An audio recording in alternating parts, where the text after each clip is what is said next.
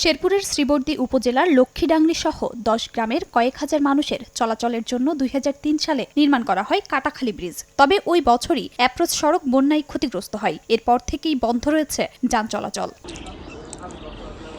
রাজনৈতিক প্রতিহিংসায় সড়ক ও ব্রিজটি মেরামতে কোনো উদ্যোগ নেয়নি বলে অভিযোগ স্থানীয়দের। দ্রুত সময়ের মধ্যে অ্যাপ্রোচ সহ সম্পূর্ণ সড়কটি মেরামত করে যানবাহন চলাচলের উপযোগী করে তোলার দাবি তাদের। বিএনপির আমলে করছে, এটা আমলিগ সরকারে এর মধ্যে তো চায় থেকে দেখে নাই যে এটা প্রতিহিংসাই করে নেই আপনার এই রাস্তাটা। ব্রিজের এই পাশেও ভাঙা, ওই পাশেও ভাঙা, সব সময় গাড়িতে চলাফেরা করতে পারি না। আপনাদের কাছে দাবি যাতে এই ব্রিজটা অতি তাড়াতাড়ি সচল হয়। ব্রিজটি পরিত্যক্ত থাকায় স্থানীয় কৃষক তাদের উৎপাদিত পণ্য পরিবহনে বাধাগ্রস্ত হয়। এতে ন্যায্য মূল্য থেকেও বঞ্চিত হচ্ছেন তারা। এমনকি ৫ কিলোমিটার অতিরিক্ত পথ পাড়ি দিয়ে যেতে হচ্ছে স্থানীয় বাজারে। আমাদের দুই পাশে যে কৃষক আছে তারা ধান চাষ করে, বিভিন্ন রবি শস্য আবাদ করে, কিন্তু এটা ওই ব্রিজের উপর দিয়ে যে গাড়ি নিয়ে আসবো এটা তাদের ভাগ্য এ পর্যন্ত হয় নাই। অ্যাম্বুলেন্সের একটা গাড়িও আসতে পারে না, ফায়ার সার্ভিসের যে গাড়িটা আছে এই গাড়িগুলো আসতে পারে না।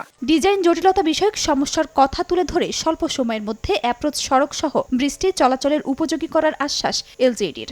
ডিজাইন অনুমোদন হওয়ার পরে আমরা এস্টিমেট করে হেডকোয়ার্টারে পাঠাবো। অনুমোদন হলেই অল্প সময়ের মধ্যে আমরা এটা বাস্তবায়ন করে ফেলব। শ্রীবর্দী উপজেলার ভেলুয়া ইউনিয়নের লক্ষ্মীডাংরি গ্রামের ১৫০ ফুট লম্বা কাটাখালী ব্রিজটি নির্মাণে ব্যয় হয়েছিল ১,৪৯,০০,০০০ টাকা। সময় সংবাদ, শেরপুর।